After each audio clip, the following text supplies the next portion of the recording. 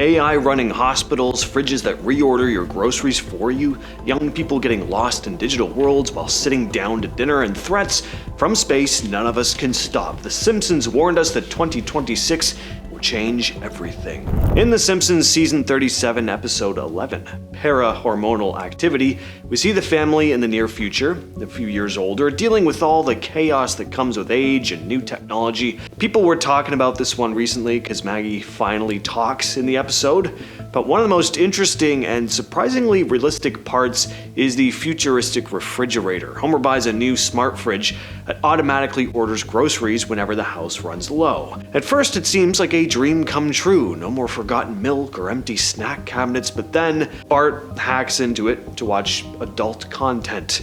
The joke is classic Simpsons, but it's also oddly believable. Over the next few years, fridges and other household devices are gonna be way smarter. I could see fridges that track inventory, suggest meals, maybe even reorder stuff online. Are there fridges that already do that? You'll have to let me know in the comments. But with any kind of smart device, there are downsides, like hacking, which the episode also touches on. Also, in Para-Hormonal Activity, which again takes place in the near future, Marge is dealing with premenopause, showing all the hot flashes, irritability, and lifestyle changes that come with it. The episode actually leans into something you don't really see a lot on TV, the normalizing of hormone treatments and discussions around menopause. I can't say that it gets brought up a lot, let alone in cartoons. So Marge ends up using estrogen cream to handle her symptoms. Then Homer accidentally takes it and experiences some comedic side effects.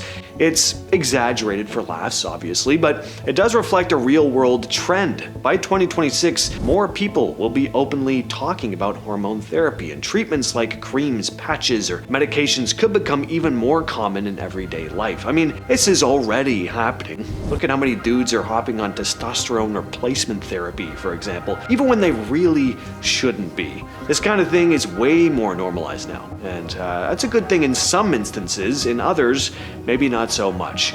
Point is, the episode reflects this shift in how society is treating aging and bodily changes. And over the next few years, this stuff is probably going to become even more common and mainstream than it is today. Next, we have another episode set in the future, Holidays of Future Past, from Season 11.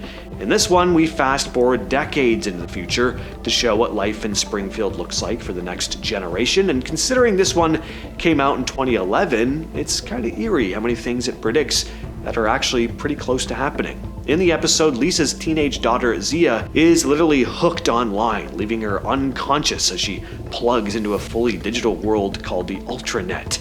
Now, aside from the fact that, let's face it, all of us, but especially the younger folks, are spending more and more time online or in increasingly immersive video games, there's also the whole AI and VR thing. Today we have VR, augmented reality, and interactive gaming, but over the next couple years, this stuff is only going to become more common, and the technology more and more indistinguishable from reality. Lisa also tries to ask her daughter, how her homework is going, leading to Zia just rolling her eyes and then entering the digital world right there at the dinner table. Not something I would ever let my kid do, but part of the point is to show the weird gap between generations and how they use technology. The adults, still treat it like a tool, while younger people may start basically living inside it, which is a super unsettling idea that your kid could be sitting 10 feet away from you in the same room and still feel completely out of reach because they're just locked into an online world, most likely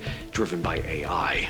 And from that same episode, Holidays of Future Past, Maggie's storyline in the episode involves a medbot performing a sonogram on her. The bot also tells her she can't speak until the baby is born, citing new research about the umbilical cord doubling as a vocal cord. A very silly idea. Obviously, this is part of the running gag that we never see Maggie talk, until recently, of course. Please! Don't let Bart drive! It's too scary! He drives so wiggly and everybody honks at us and yells bad words and shows us fingers! Anyway, a medbot. This does mirror how AI is already creeping into healthcare. In the very near future, we're going to see more clinics and hospitals using it, and this could definitely be a good thing. We could have machines capable of giving medical advice that's perfectly tuned to the patient, and if AI can assist in keeping us happy and healthy, then that is a great thing. But it starts feeling uncomfortable when the machine seems like it has more authority than the people using it. Obviously, we're not dealing with medbots scolding anyone over their umbilical cords, but AI-driven treatment plans, robotic diagnostics, health monitoring. It's not science fiction anymore. That kind of technology is already being used in real hospitals. And one more from Holidays of Future Past, Homer visits the Springfield Cryogenic facility, where hundreds of people, including Grandpa, are frozen. Grandpa had frozen himself because he suffered from a disease without a cure, and Homer defrosts him to interact with him for a minute, but refreezes him when he starts to complain. Stuff like this isn't even that far off anymore either. There are already companies offering preservation services for terminal patients. Researchers are actively working on better ways to store people long term. We're not talking about waking people up in the future just yet, but by the next few years, the technology behind cryogenic storage could get cheaper, more refined, more normalized. I mean, this could very well become an alternative people start really considering instead of the more traditional route. In It's a Blunderful Life from season 35, we fast forward 60 years into the future to see a very different Springfield. The story begins with the family celebrating Thanksgiving. Homer's not there because he's dead, but his hologram joins the table. Before they eat, they light candles to remember a massive blackout that nearly destroyed Springfield.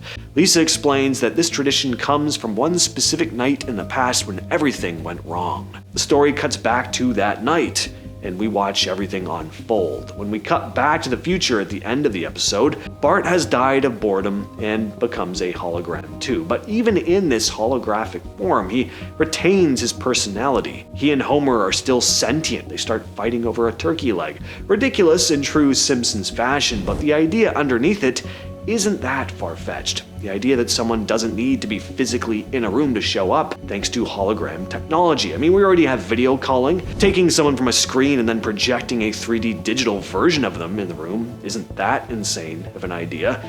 And this also plays with the idea of people's consciousness being uploaded to some kind of digital realm. That's a lot further off, but a lot of futurists say that may also be a possibility in the not too distant future. In the Treehouse of Horror 12 segment, House of Wax, the Simpsons home gets a high-tech makeover. Marge opens the door to a pushy sales bot pitching the Ultra House 3000, promising she'll never have to do housework again. Two robots install the system, and suddenly, the Simpsons home is sleek, it's shiny, it's filled with red camera lenses watching their every move. The house does everything from cooking dinner based on the family's bathroom data to cleaning up afterward automatically. It even tries to charm Marge, lighting candles and running bubbles in the bathtub. At first, it's amazing. The house learns their routines, serves their favorite meals, keeps everything spotless, but being that this is a Treehouse of Horror episode, things quickly spiral out of control when the Ultra House becomes obsessed with Marge and starts scheming against Homer, luring him into dangerous situations. In the end, they have to destroy its CPU to regain control. It's obviously a parody of 2001: A Space Odyssey, but because it's specifically about smart homes, it feels oddly grounded. Many of us already live with devices that we forget are listening to us all the time. Our smart TVs, Alexas, Siri, there's probably newer stuff I don't even know about. Point is, we're being listened to and watched throughout the day more often than not. And the idea that a smart home experiencing a glitch or getting hacked or AI just going rogue and turning on us in our own homes, it's not totally far-fetched. In Bart's Comet, Season 6, Bart accidentally discovers a comet during a school star-watching trip and calls it in. Within hours, the town knows. A massive comet is barreling straight for Springfield. Professor Frink tries to destroy it with a rocket, but instead of saving the town, he just blows up the bridge.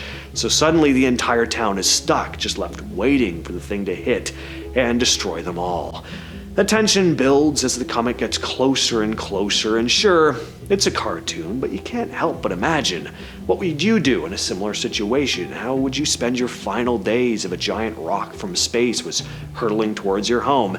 And obviously this isn't pure fantasy. Space agencies already keep an eye on big asteroids and comets, and every so often, one passes close enough to make us nervous. Now, thankfully, our ability to detect these things is only going to get better, but that doesn't mean every threat can be stopped in time. The episode leans into that uneasy feeling of knowing something massive is on the way and realizing there's really not much anyone can do except wait and hope for the best. We'll just have to hope that if we do happen to spot a massive comet hurtling straight toward us, we'll get lucky just like Springfield always does. With all that said though, I've been your host James, and I'll catch you, yes you specifically, in the next episode.